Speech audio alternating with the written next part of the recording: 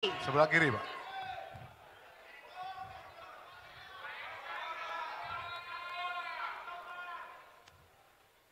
Apa ini? Ya. X X Z1. Z1. Ya. Baik, mohon tenang, masih dalam kondisi tersegel.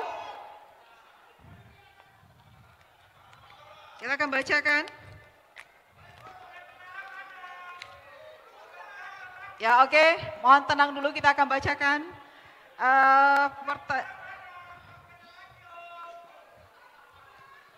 Ya, konflik agraria di Sumatera Utara masih menjadi isu serius yang perlu segera diatasi. Selalu terjadi perselisihan antara warga atau kelompok yang berebut lahan seperti di Deli Serdang, Langkat, dan Serdang Bedagai, dan daerah lainnya. Begitu juga dengan perselisihan antara masyarakat dan dengan pemerintah atau perusahaan. Ketidakjelasan batas lahan dan kurangnya akses informasi pertanahan menjadi penyebab konflik di masyarakat. Pertanyaannya, disimak Bapak-Bapak. Pertanyaannya, jika terpilih, langkah konkret apa yang saudara ambil untuk menyelesaikan konflik agraria di Sumatera Utara?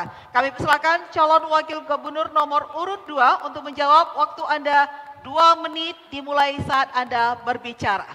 Baik. Kita tahu memang permasalahan konflik tanah di Sumatera Utara cukup lumayan tinggi. Namun yang paling menjadi poin kita adalah bagaimana permasalahan ini kita duduk bersama antara pemerintah, masyarakat, dan juga mungkin kalau terkait dengan permasalahan perusahaan, ada satu keterbukaan dialog yang dilakukan baik antara pemerintah, masyarakat, dan juga pelaku industri ataupun perkebunan.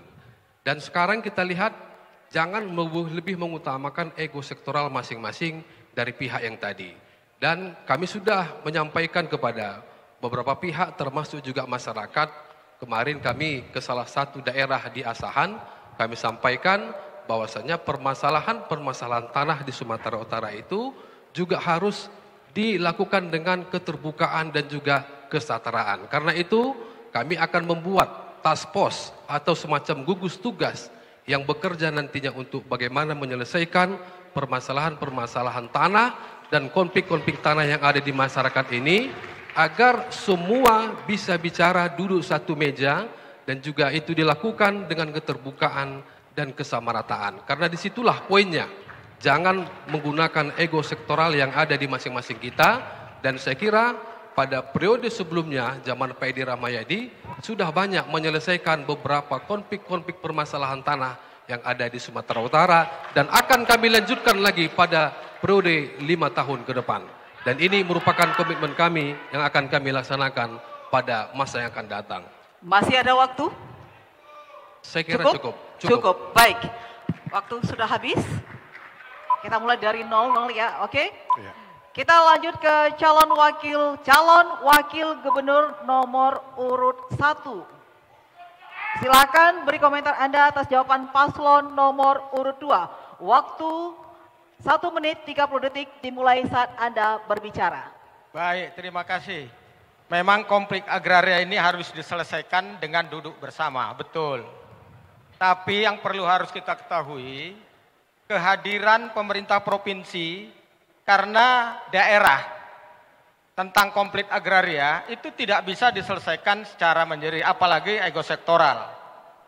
Pemerintah Kabupaten Asahan, karena tadi disinggung Asahan, kita sudah membentuk tim penyelesaian masalah. Kita sudah bentuk tim. Anggotanya adalah Forkopimda, melibatkan TNI Polri dan Badan Pertanahan. Tapi memang tidak pernah selesai karena penyelesaiannya bukan di tingkat kabupaten. Bukan di tingkat kabupaten, Pak. Ya.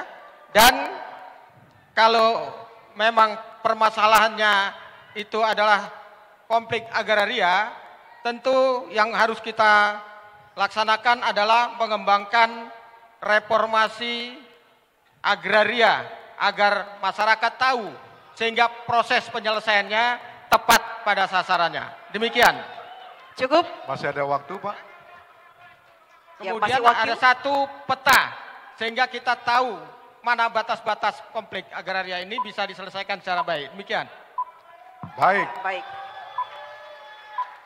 kini kami persilakan, harap tenang, kini kami persilakan calon wakil gubernur nomor urut 2 untuk menanggapi. Waktu Anda 1 menit 30 detik dimulai saat Anda berbicara. Baik Pak, saya paham yang Bapak maksudkan, tapi permasalahannya kemauan pemimpin ada enggak?